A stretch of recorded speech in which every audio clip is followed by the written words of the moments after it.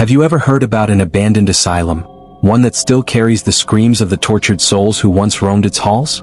The Saint Asylum is not just another spooky place, but a cursed one, with dark secrets that should never be uncovered.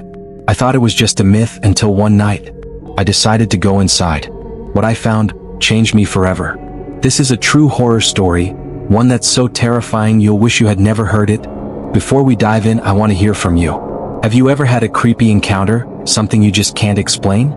Drop your thoughts in the comments below and share your experiences with me. And if you want to hear more true horror stories, let me know what you'd like me to explore next. Now, let me take you back to that night, the night I walked into the Saint Asylum, and never came out the same. The wind howled through the empty streets as I stood at the gates of the Saint Asylum, my heart beating louder than the storm that was brewing above. I had always been intrigued by this place.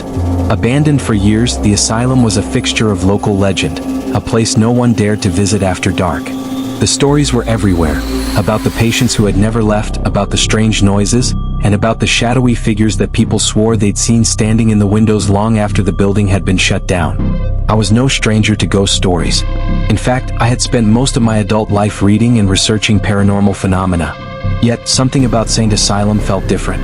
This place wasn't just haunted, it was alive. And that's exactly why I had to go. The invitation to investigate had come from an old friend, Tom. He had been obsessed with the asylum for years, and after countless failed attempts to get in, he had finally made it. But his message to me was unsettling. Don't come. It's worse than I thought. It's not just haunted, it's something more. Something alive. Get out while you can. That was all he said. A simple text, but it was enough to push me into action.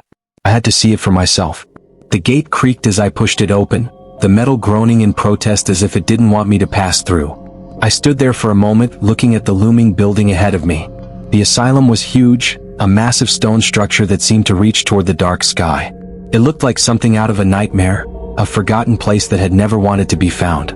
I took a deep breath and made my way through the overgrown yard, the air thick with dampness and the scent of decay. The windows were cracked, many of them completely shattered, and the roof had long since begun to cave in. There was an overwhelming sense of abandonment here, a silence that felt wrong. But as I stepped closer to the entrance, something changed. A faint whisper, barely audible, seemed to come from within the asylum.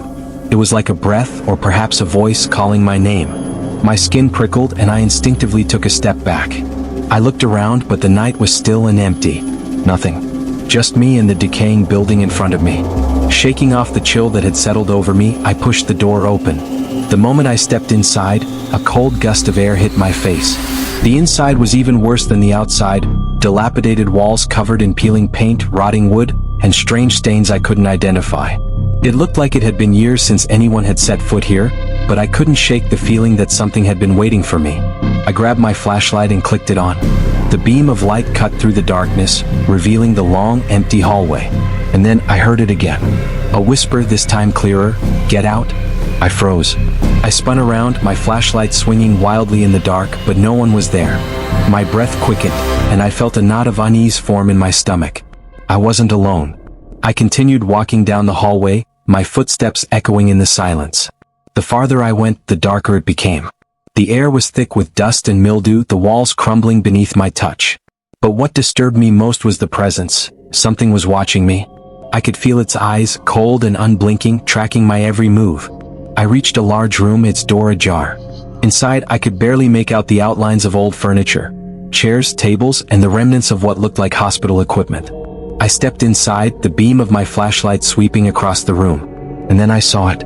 In the far corner of the room, a figure stood, tall and thin, cloaked in shadow. I couldn't see its face, but I could feel its gaze on me. My heart stopped, my legs frozen to the spot. It was moving toward me. My body screamed to run, but I couldn't. The figure stepped closer, its form growing more distinct with each passing second. It looked human, but there was something wrong with it. Something unnatural. I could feel the air grow colder, the hairs on the back of my neck standing on end. Before I could react, the figure disappeared into the darkness with a soft whisper. I stood there for what felt like an eternity, my mind racing. Was I imagining this? Was it just my mind playing tricks on me? But as I turned to leave, I heard the whisper again. "You shouldn't have come." I couldn't ignore it any longer. Something was deeply wrong with this place. The deeper I went into the asylum, the more I realized how much history had been forgotten here. The rooms, once filled with the cries of the mentally ill, now stood silent, the walls holding secrets they weren't ready to reveal. I stumbled upon an old room, its door hanging off its hinges. Inside, the remnants of old patient records littered the floor. As I sifted through them, I felt a cold presence behind me. I turned, and that's when I saw him. In the corner of the room, Tom, my old friend, was standing, his face pale, his eyes wide with terror. He was shaking. "You shouldn't have come here," he whispered hoarsely. "This place, it doesn't let you leave." Before I could ask him what he meant, the lights flickered and the room was consumed by darkness. When the lights came back on, Tom was gone. My heart raced as I called out for him, but my voice echoed back at me from the empty halls. Panic set in. The asylum seemed to grow even darker, the walls closing in. The whispers grew louder. More voices now. "Leave? Help me?" I turned a corner, only to be confronted by a wall of shadows. Figures, countless figures, all reaching toward me, their eyes empty, their mouths open in silent screams. I was trapped. I ran, heart pounding in my chest, but the shadows followed me. The asylum wasn't just haunted, it was a prison, a trap for lost souls who had never escaped. I realized then that I wasn't just hearing voices. I was hearing the spirits of the patients who had died here, their tortured souls never finding rest. I reached the entrance, but the door wouldn't budge. It was locked. I screamed, pounding on the door, but it wouldn't open. And then I saw him. Tom standing in front of me. But this wasn't the Tom I had known. His eyes were hollow, his skin pale and stretched over his bones. He was a shell of the man he used to be, and his voice came out in a raspy, unnatural whisper. You shouldn't have come." The door creaked open. I stumbled outside, gasping for air, my body trembling from the horror I had just witnessed. But as I looked back at the asylum, I saw something that froze me in place. Tom was still there, but he wasn't alone. Behind him, in the window of the asylum, I saw dozens of faces staring at me, patients, some of them from the records I had found. They were trapped inside, their eyes wide with fear and pain. And then I understood. The Saint Asylum didn't just trap the living. It trapped the dead. And I had just become a part of it. So I ask you, what would you do if you were faced with a haunted place like this? Would you dare enter the Saint Asylum, knowing its dark secrets? Or would you listen to the warnings and stay far, far away?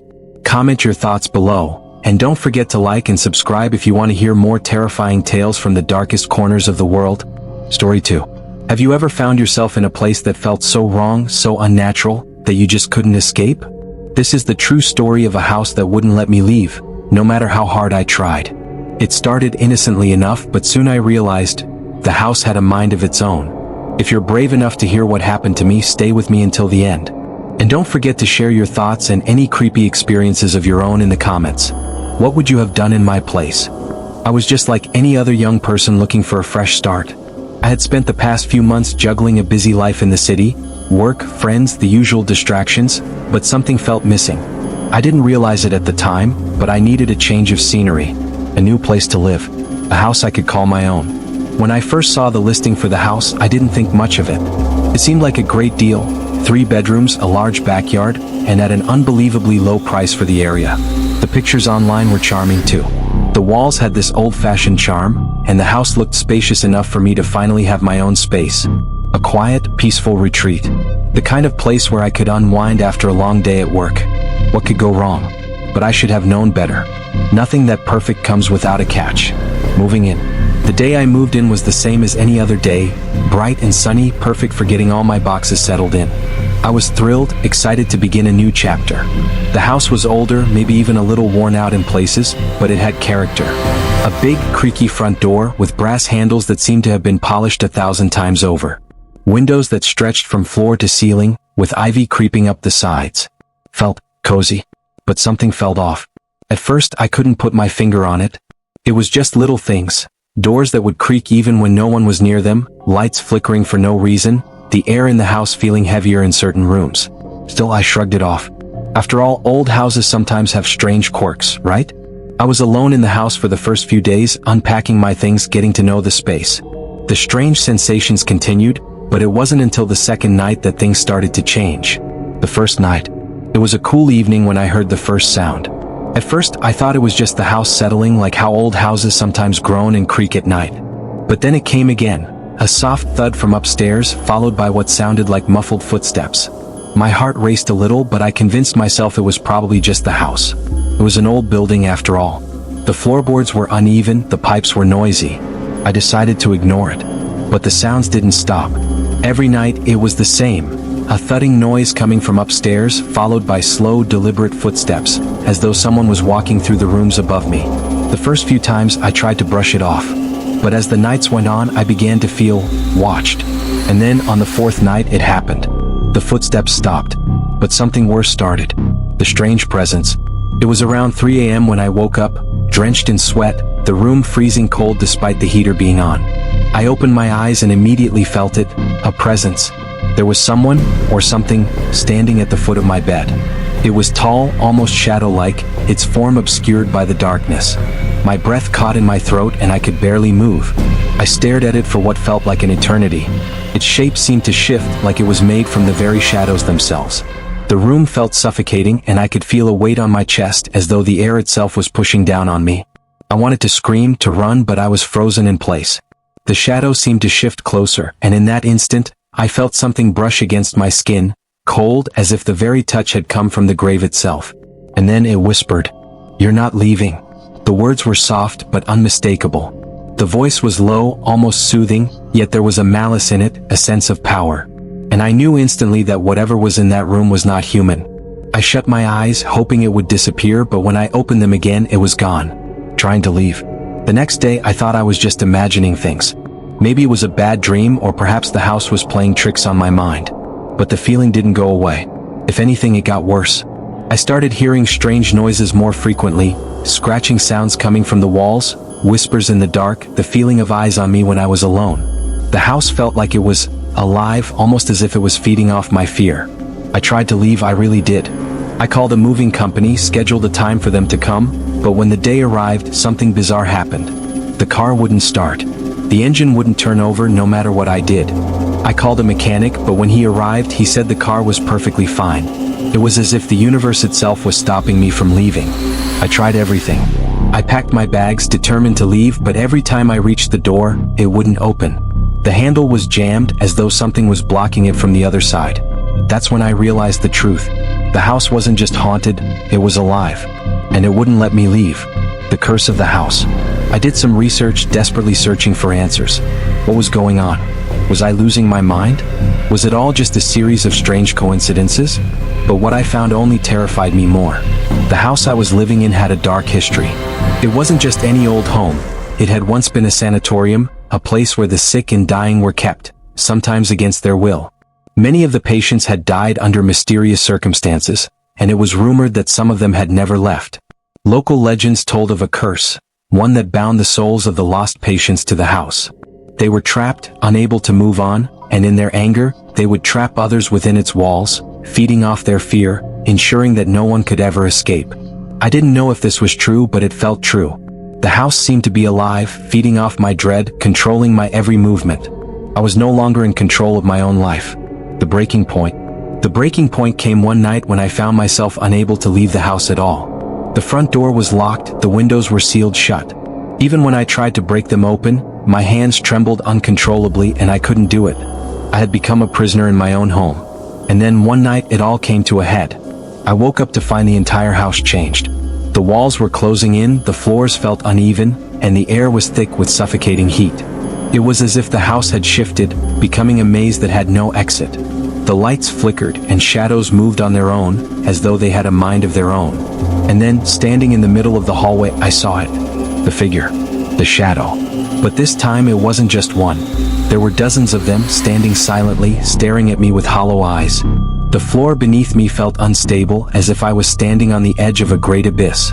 "You can't leave," the voice whispered again. "You belong to us now."